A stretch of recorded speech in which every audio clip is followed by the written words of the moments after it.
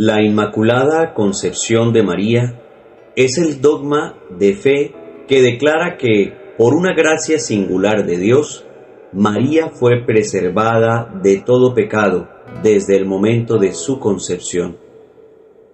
Esta doctrina es de origen apostólico, aunque el dogma fue proclamado por el Papa Pío IX el 8 de diciembre de 1854 en su Bula Ineffabilis Deus.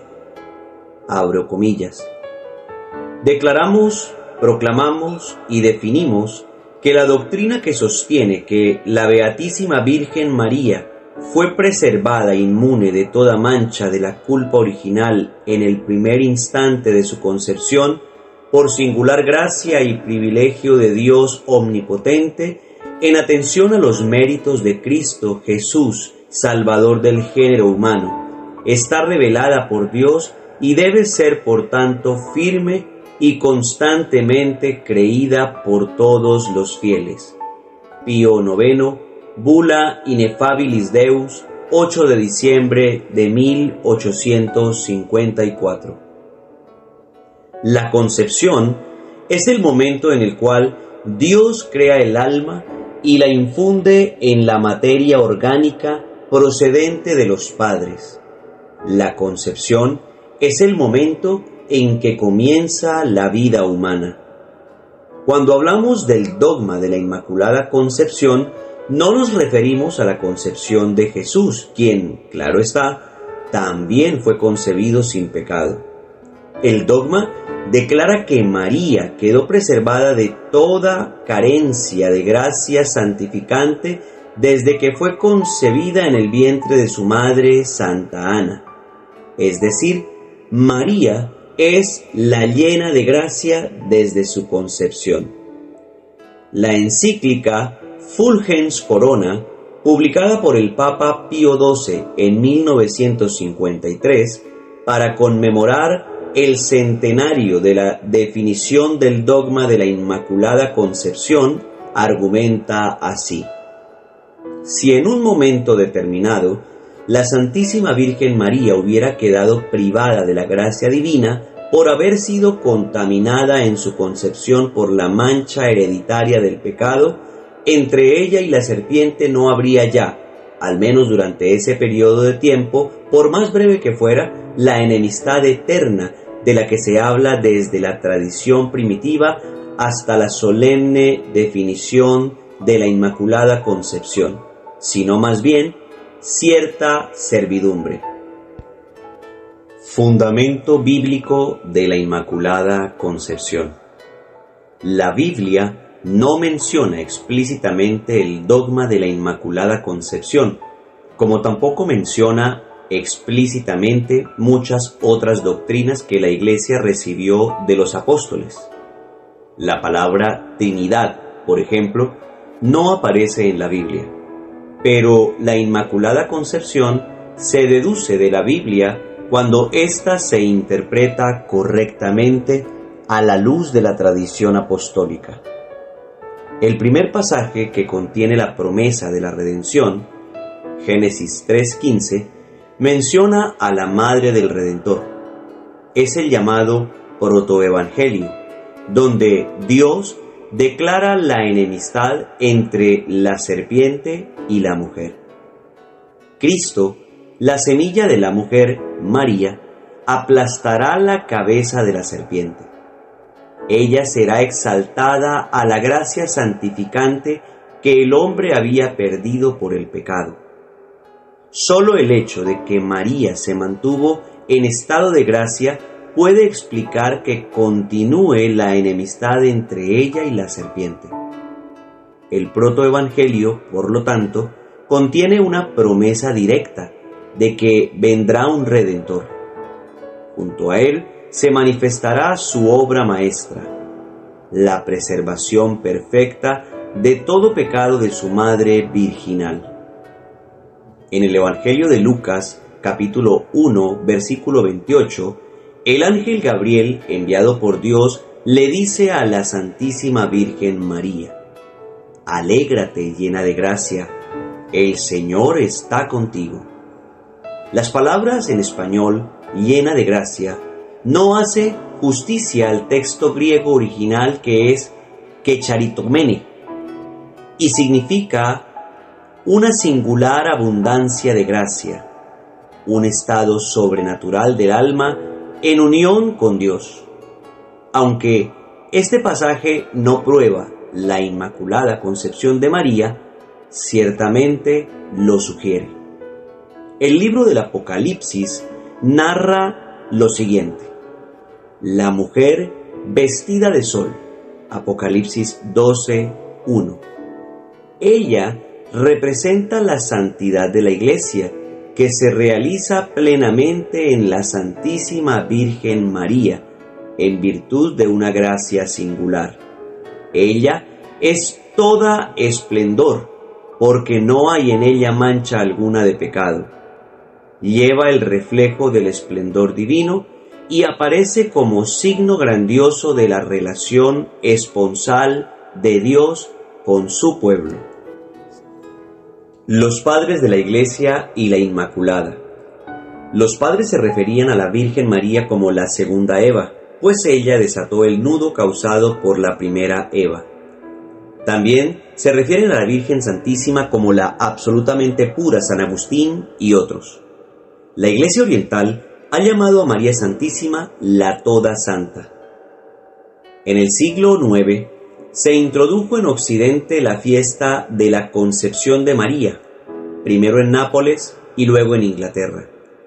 Hacia el año 1128, un monje de Canterbury llamado Eadmero escribe el primer tratado sobre la Inmaculada Concepción, donde rechaza la objeción de San Agustín contra el privilegio de la Inmaculada Concepción, fundada en la doctrina de la transmisión del pecado original en la generación humana. La castaña, escribe Eadmero, es concebida, alimentada y formada bajo las espinas, pero que a pesar de eso queda al resguardo de sus pinchazos. Incluso bajo las espinas de una generación que de por sí debería transmitir el pecado original, María permaneció libre de toda mancha por voluntad explícita de Dios, que lo pudo, evidentemente, y lo quiso. Así pues, si lo quiso, lo hizo. Los grandes teólogos del siglo XIII presentaban las mismas dificultades de San Agustín. La redención obrada por Cristo no sería universal si la condición de pecado no fuese común a todos los seres humanos. Si María no hubiera contraído la culpa original, no hubiera podido ser rescatada. En efecto, la redención consiste en librar a quien se encuentra en estado de pecado. El franciscano Juan Duns Scoto, al principio del siglo XIV, inspirado en algunos teólogos del siglo XII y por el mismo San Francisco en el siglo XIII, devoto de la Inmaculada, brindó la clave para superar las objeciones contra la doctrina de la Inmaculada Concepción de María. Él sostuvo que Cristo, el mediador perfecto, realizó precisamente en María el acto de mediación más excelso. Cristo la redimió preservándola del pecado original. Se trata de una redención aún más admirable, no por liberación del pecado, sino por preservación del pecado. Scoto preparó el camino para la definición dogmática. Dicen que su inspiración le vino al pasar por frente de una estatua de la Virgen y decirle: Dignare me laudare te, Virgo Sacrata, que significa: oh Virgen Sacrosanta, dadme las palabras propias para hablar bien de ti. Primero, ¿a Dios le convenía que su madre naciera sin mancha del pecado original? Sí, a Dios le convenía que su madre naciera sin ninguna mancha. Esto es lo más honroso para él. Segundo, ¿podía hacer Dios que su madre naciera sin mancha del pecado original? Sí, Dios lo puede todo, y por tanto podía hacer que su madre naciera sin mancha, inmaculada. Tercero, ¿lo que a Dios le conviene hacer, lo hace o no lo hace? Todos respondieron: lo que a Dios le conviene hacer, lo que Dios ve que es mejor hacerlo, lo hace. Entonces Escoto exclamó luego: primero, para Dios era mejor que su madre fuera inmaculada, o sea, sin mancha del pecado original. Segundo, Dios podía hacer que su madre naciera inmaculada, es decir, sin mancha. Tercero, por lo tanto, Dios hizo que María naciera sin mancha del pecado original, porque Dios, cuando sabe que algo es mejor hacerlo, lo hace. Méritos. María es libre del pecado por los méritos de Cristo Salvador. Es por Él que ella es preservada del pecado. Ella, por ser una de nuestra raza humana, aunque no tenía pecado, necesitaba salvación, que solo viene de Cristo. Pero ella singularmente recibe por adelantado los méritos salvíficos de Cristo, la causa de este don, el poder y la omnipotencia de Dios. Razón. La maternidad divina. Dios quiso prepararse un lugar puro donde su Hijo se encarnara. Frutos. Primero, María fue inmune de los movimientos de la concupiscencia. Concupiscencia, es decir, los deseos irregulares del apetito sensitivo que se dirigen al mal. Segundo, María estuvo inmune de todo pecado personal durante el tiempo de su vida.